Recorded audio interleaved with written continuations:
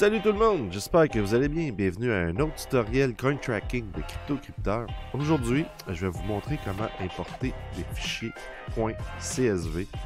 C'est une des bonnes options du programme. Vous allez voir, c'est vraiment pas trop compliqué. Faut juste suivre un petit peu, mais tout va super bien aller. Fait qu'on commence ça. Direct là.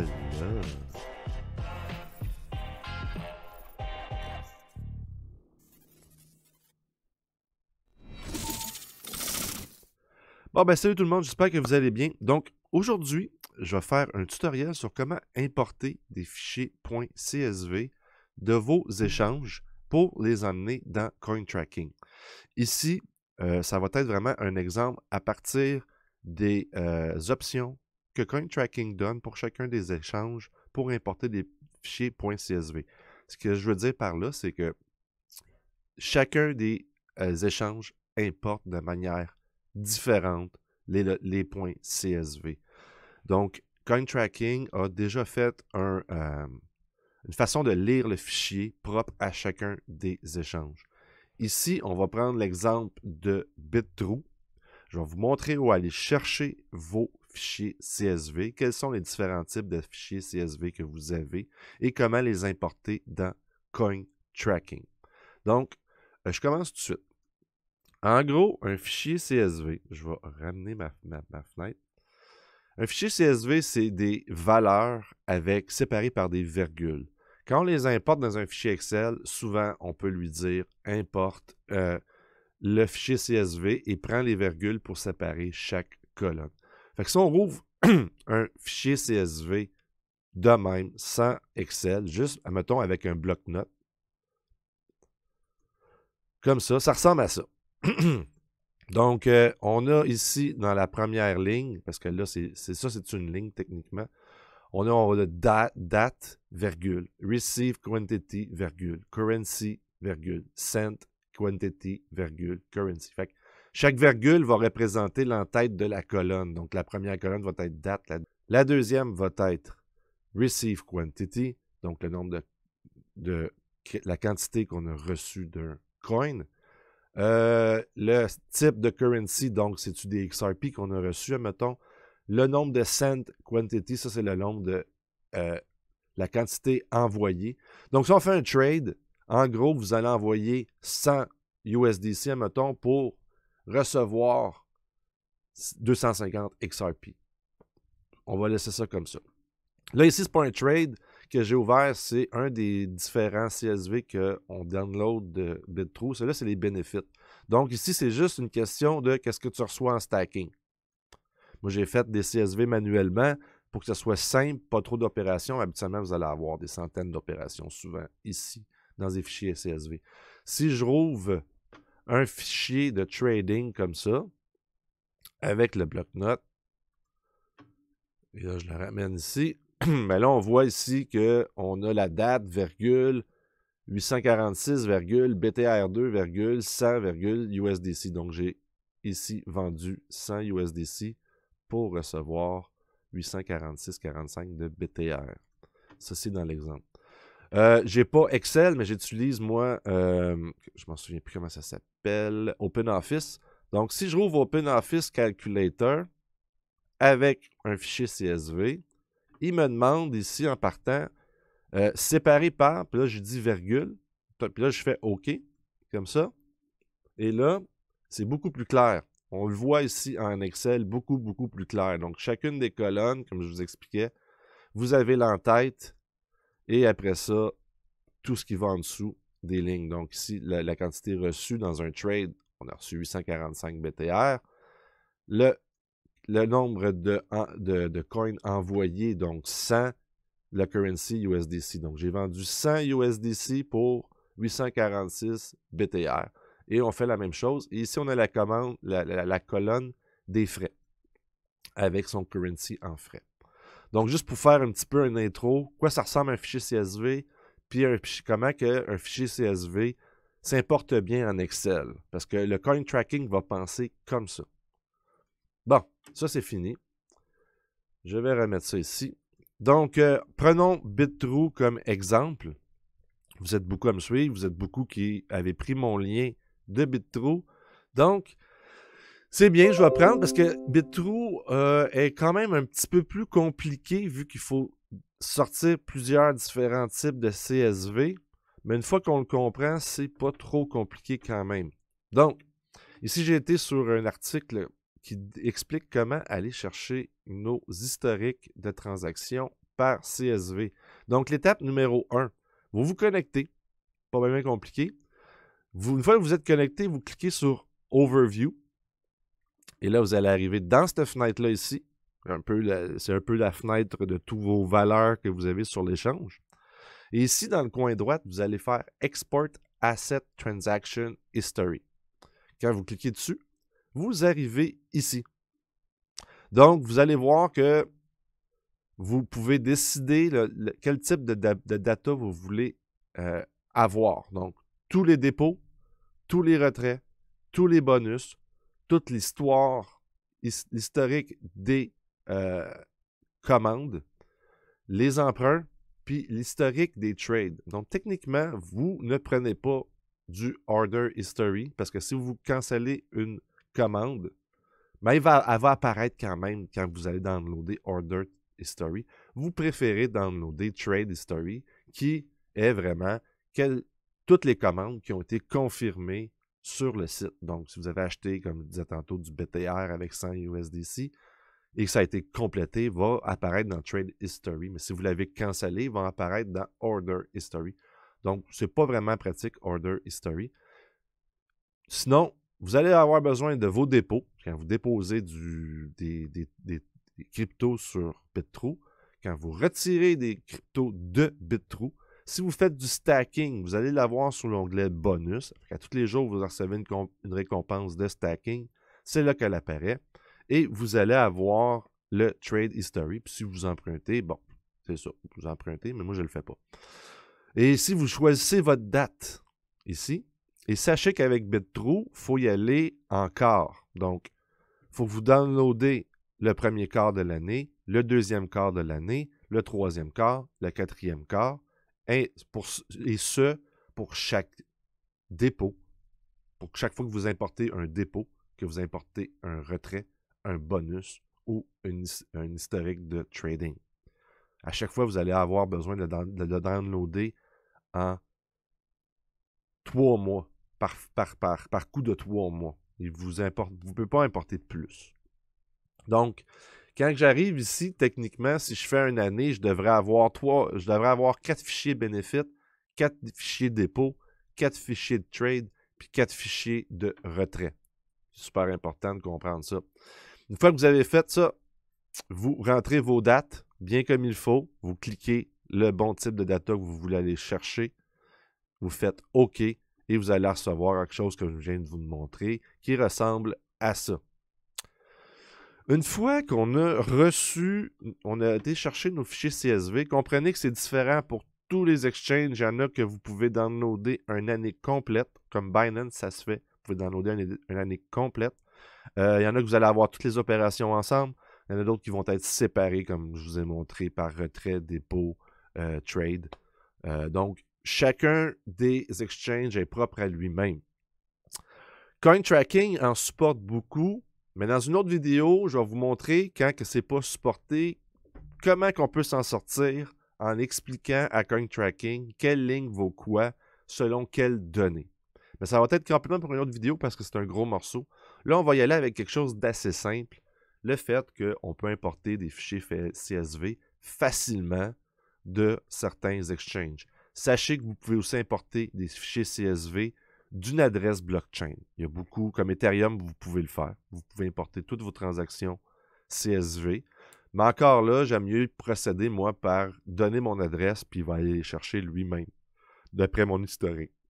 Donc, ça, je vais vous montrer ça dans la prochaine vidéo. Mais pour l'instant, je vais vous montrer la manière simple de comment mettre un fichier CSV venant, dans ce cas-ci, de BitTrue.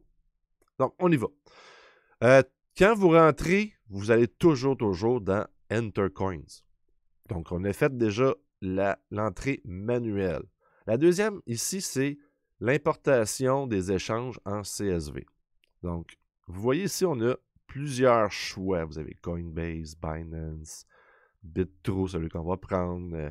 Vous avez Kraken, me semble. Kraken, Qcoin. Remarquez ici que vous avez Qcoin Futures parce que si vous prenez, mettons, des transactions qui viennent de Binance, vous avez fait des futures, ça ne marchera pas. BitTrue, vous avez fait du future, ça ne marchera pas. Vous avez pris du levier, ça ne marchera pas. Mais pour les transactions normales, c'est le même, ça fonctionne super bien. Donc, ben, ici, une fois que j'ai fait, on reprend. Une fois que j'étais à Intercoin, j'ai fait Import Exchange CSV. Je vais aller chercher BitTrue, comme ça. Et là, on arrive dans cette fenêtre. Remarquez qu'il vous donne toujours la façon d'aller chercher vos fichiers CSV. Comme ça, si vous essayez de le faire à partir d'un autre exchange qui est supporté, il va vous dire où aller chercher vos fichiers CSV. Là, je vous l'ai montré avec BitTrue, avec un article, parce que c'était facile à vous montrer. Mais c'est quand même écrit qu'il faut aller dans Asset, il faut faire Export Asset Transaction History. On prend les dépôts, les trades, la date qu'on veut avoir. Et c'est ça. Après ça, on download et on le met ici. Donc, une fois downloadé, vous allez avoir vos fichiers comme ça ici que vous allez pouvoir mettre. Donc, on va commencer. On va mettre Benefit. Bénéfice. Je laisse drag ici. Comme ça.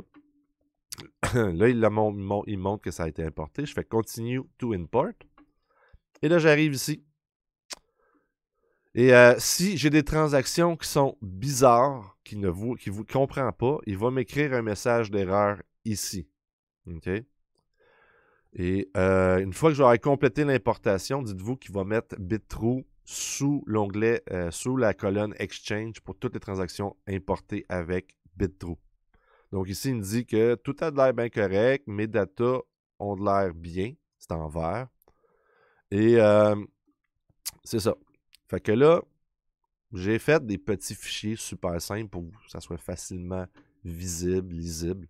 Donc ici, j'ai fait du stacking avec du Shiba. Donc ici, je vois toutes mes récompenses en Shiba et pour une certaine période donnée X. Comme j'ai fait du gros ménage, j'ai juste pris des petites transactions, j'ai rajouté des transactions sur d'autres fichiers pour que CoinTracking voit bien ce que j'ai fait comme opération pour pas que je me ramasse avec des tonnes d'erreurs.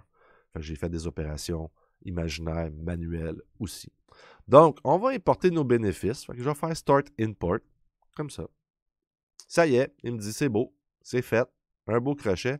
Je vais faire Upload another file, donc mettre un autre fichier. Je refais ça ici. Je suis toujours avec BitTrue CSV Import. Je vais prendre le prochain qui est mes dépôts, comme ça ici. Je fais Continue to Import. Et là, on voit ici que j'ai déposé, j'ai fait une transaction bien simple. J'ai déposé 1000 USDC. Super simple, il va très bien comprendre. Je fais Start Import, comme ça. Après ça, je fais Upload another file. Encore une fois, je suis toujours sur BitTrue. Je reprends, je fais mes trades. Je rentre mes trades ici. Je fais Continue to Import. Et là, j'ai quelques petites trades en tant que telles qui sont apparues. Là, il m'a rajouté certaines lignes qui n'étaient pas là au début. Donc, si je monte plus que 10 entrées, on va avoir le reste de mes transactions qui vont apparaître. Donc, techniquement, sur mon fichier, ici, Trade, si je l'ouvre,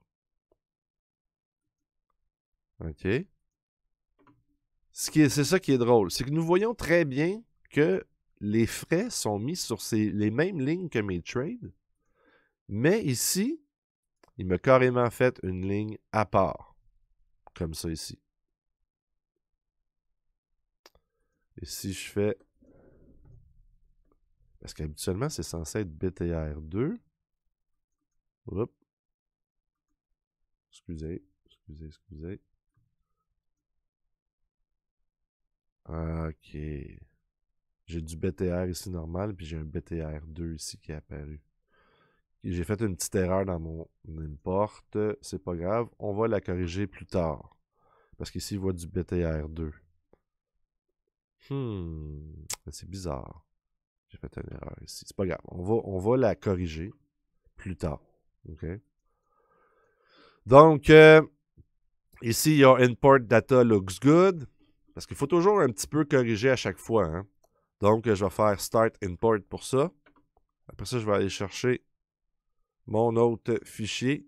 Ici, les retraits. Je vais faire... C'est beau. J'ai oublié de faire une étape, mais ici, il m'a bien dit qu'il a bien importé mes transactions. Je fais Upload another file. Et là, je vais en rechercher Withdraw. Les retraits. Je la dépose. C'est beau, elle est importée. Continue to import. Et là, on voit tous les retraits que j'ai fait dessus. Le data looks good. Start import. Une fois que c'est fait, il me demande toujours, à chaque fois que je rajoute une nouvelle valeur, de recalculer tout. Donc, je vais faire Recalculate Trade. C'est un petit peu caché, mais c'est juste ici où est ma souris. Je fais Recalculate Trade. Il les calcule. Et si je viens dans Enter Coins, je fais juste cliquer ici et que je mets, mettons, un affichage de 100, on voit tout ce qui vient d'importer embarqué ici. Donc, vous voyez, j'avais fait une erreur avec BTR2. Donc, je peux faire ici rechercher, je peux faire BTR, il va trouver toutes les opérations qui ont un BTR décrit. Et vous voyez, j'ai un BTR2 ici. Je veux juste m'assurer que tout fonctionne. Donc, j'ai fait BTR et c'était bel et bien BTR2, comme vous voyez, BitTrueCoin. Update. Donc, ici, tous mes currencies en frais devraient être mis en 2 pour être sûr qu'on parle de la même token. Comme ça. Et je peux prendre plusieurs comme ça. Je fais CTRL, je sélectionne toutes les autres transactions que juste BTR décrit dessus. Je fais Edit. Et le champ où ce que tout est pareil va s'afficher. Les quantités ici ne s'affichent pas, ça devient blanc. Qu'est-ce que j'ai acheté ne s'affiche pas parce que j'ai plusieurs différents types de currency que j'ai acheté. Mais j'ai tout le temps acheté en USDC, donc je peux le changer. Et j'ai tout le temps eu payé mes frais en BTR. Donc je vais mettre BTR2, comme ça. Et je vais faire Update. Et voilà, tout est devenu en BTR2. Et là, si je fais un rafraîchissement de page, un refresh, il va me demander encore de tout recalculer. Et là, il devrait bien suivre tout ce que j'ai fait en BTR. Pourquoi? Parce qu'avant même de me faire charger des frais, j'ai décidé que j'achetais du BTR ici. Vous voyez? Comme ça. On va changer, on va mettre les dates de l'autre côté. Donc, on part de la plus petite date vers la plus grande date. Ma première opération, j'ai payé 100$ de USDC pour avoir 846 BTR. Et là, il va pouvoir, vu que j'ai BTR2 et BTR2 ici, il va bien suivre que j'ai perdu des BTR au fur et à mesure. Ces BTR-là, je ne les ai pas retirés de l'exchange. Mais après ça, j'ai fait des transactions de USDC. J'ai acheté du XDC, j'ai acheté du XRP, j'ai fait des retraits. Mais là, en ce moment, on ne sait pas ce qu'ils ont été. Je n'ai pas fait de dépôt. Mais en gros, j'ai importé mes transactions de mon exchange, BitTrue dans ce cas-ci. Et là, il commence à avoir un... Si on va sur le dashboard, là, il commence à avoir différentes cryptos qui apparaissent. Là, j'ai du BTR ici, j'ai du Flare, j'ai du XRP et j'ai un petit peu de SHIB. Combien que j'ai de trades par exchange? Mais là, BitTrue vient d'avoir beaucoup de trades. Il m'a fait 17 trades ici. Et là, je vois mes balances de différents coins. J'ai 428 XRP quelque part. J'ai 1000 Flare. J'ai du BTR. J'ai du SHIB. J'ai du USDC. Puis j'ai un petit problème ici. Il ne suit pas ce USDC-là. C'était l'opération que j'ai faite dans une autre vidéo. Et on peut, après ça, corriger ces problèmes-là. Une fois qu'on a fait une importation, là, disons que le tuto importation de CSV est terminé, mais ça fait des fois des petits problèmes, des petits bugs. Donc, si je fais, mettons, reporting, puis je fais missing transaction, mais là, il va me montrer, il dit, je ne comprends pas exactement d'où ils viennent, toutes ces transactions-là. Là, tu vois, j'ai fait un withdraw de 200 XRP, mais là, il ne sait pas où ça a été déposé. J'ai fait un withdraw de 600 USDT, il ne sait pas ce que ça a été déposé. Et j'ai fait aussi un dépôt de XDC, mais il ne sait pas où ça a été déposé. Fait que là, il me met des erreurs ici. Puis ça vient de mon importation de fichiers CSV. Bon, si j'ai mis l'adresse que je vais vous montrer dans une autre vidéo, comment importer une adresse de blockchain, j'avais mis mon adresse XRP de ma Ledger, par exemple. Là, il aurait bien vu pourquoi il y a eu 200 qui ont été sortis de BitTrue. Il aurait compris qu'ils étaient arrivés dans ma Ledger, parce qu'en y mettant l'adresse de mon adresse XRP de ma Ledger, il va voir qu'il a eu un dépôt en même temps quasiment que le retrait. Donc, il va comprendre que là, les 200 XRP vont savoir ramasser sur mon Ledger. Sauf qu'ici, il ne l'a pas fait. Pour garder les choses propres, on va aller dans Enter Coin. J'ai une erreur avec XDC, fait que je vais faire XDC, et là, je vois ici mon withdraw. Fait que je vais faire cocher ici, je vais faire duplicate, puis là, je vais lui dire que c'est un dépôt, comme ça, de 2074. Non, pas 0.5 parce que le frais était de 0, de 0.5 que j'avais mis. Comme vous voyez, il a gardé le frais ici. Donc, en ayant mis un frais de 0.5, vous voyez ici 2074.5, techniquement, il devrait avoir juste 2074 XDC de déposer, comme ça. Sur quel exchange? Là, je vais dire XDC Decent, comme ça. On peut mettre Trade Group XDC. Je vais faire Duplicate Transaction. Je vais avoir la même date, parce que vu que je suis parti de mon retrait sur mon dépôt, je vais avoir la même date. Donc, à la limite, tu peux y rajouter, juste pour être sûr, une seconde. Comme ça, tu sais que c'est déposé après d'avoir été retiré. Done. Donc, je fais une transaction manuelle, je fais Duplicate Transaction. Et là, il va bien comprendre que j'ai fait un retrait pour arriver sur ma Decent. La même chose pour XRP. Je recherche ici XRP. Je vois toutes mes opérations qui contiennent le mot XRP. Mais j'ai fait un withdraw ici de 250 XRP le 14 mai 2022. Y est-tu là?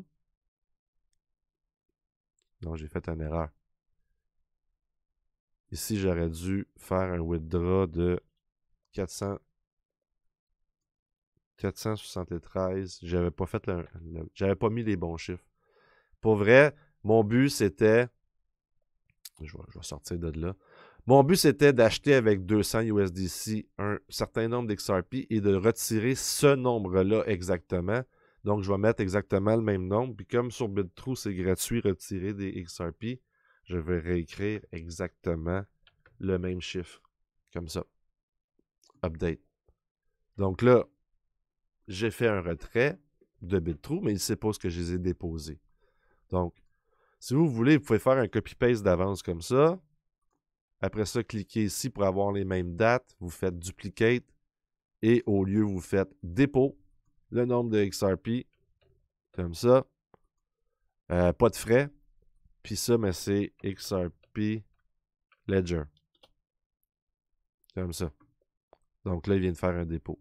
Et si je fais recalculer en faisant un refresh, en rafraîchissant la page, je fais un recalculer. Si je retourne sur Reporting Missing Transaction, techniquement, mes opérations qui avaient du XDC et du XRP sont disparues parce qu'ils viennent comprendre que j'avais bel et bien retiré sur ma Decent ou sur ma Ledger. Il me reste ici encore un problème. J'ai fait un dépôt de 1000 USDC. Il ne sait pas de où ce qu'ils viennent, mes USDC, dans le dépôt. Fait qu'ici, ça pourrait être genre que vous avez acheté avec du Canadien pour 1000 $ de USDC. Il manquerait cette opération-là. Faisons-le, admettons. Faisons-le. Non, faisons-le pas. Mais vous comprenez un peu le principe. Il faut garder un bon tracking. Je vais garder ces erreurs-là pour pouvoir faire un autre vidéo peut-être plus précise sur comment arranger nos erreurs. Je vous ai déjà montré un peu comment le programme réfléchissait. Je vous ai montré un peu comment lui enlever le problème quand il y a un problème, en rajoutant soit des opérations manuelles ou en vous assurant que toutes vos adresses de blockchain sont rentrées. Ça va être une autre vidéo, comment rentrer une adresse de blockchain, mais pour vrai, c'est super, super simple. Donc ici, on a fait Entercoin, j'ai fait une vidéo sur une entrée manuelle, j'ai fait une vidéo sur comment importer un exchange avec un fichier CSV. La prochaine, ça va être de comment importer, mais avec une clé API qui va faire en sorte qu'il va toujours communiquer avec CoinTracking pour dire quelles opérations ont été faites sur l'exchange, que vous avez pris une clé API. Donc, c'est pas mal ça pour ce vidéo. Et comme d'habitude, j'espère que vous avez apprécié. N'hésitez surtout pas à prendre mon lien. Si ça vous intéresse d'utiliser CoinTracking, n'hésitez pas de prendre mon lien dans la description. Laissez un like, partagez, donnez vos commentaires et bien sûr, allez voir aussi la petite vidéo que j'ai faite. La petite, elle dure 3 heures, mais avec un comptable agréé. On parle d'impôts. C'est une vidéo qui va s'afficher à la fin, qui, je pense, vaut aussi très la peine de comprendre et d'écouter parce qu'il y a bien des choses qu'on a faites en live pour expliquer qu'est-ce qui est différent, les différents types de transactions, comment on pense, puis tout, puis comment aider un comptable à bien suivre. Donc, allez voir cette vidéo-là, je vous le conseille, c'est un must. Un bon petit comptable au Québec. Si vous voulez avoir des références, faites-moi signe aussi. Donc là-dessus, je vous laisse à Je vous aime. J'espère que vous avez apprécié. N'hésitez surtout pas à laisser un commentaire, à faire un like, donner un peu du push à cette vidéo. C'est pas des vidéos qui sont nécessairement les plus plaisantes à faire, mais je pense que c'est des vidéos qui sont très utiles, par contre, aux gens. Surtout quand la période d'impôt approche. Donc là-dessus, je vous laisse. Je vous aime. Ciao!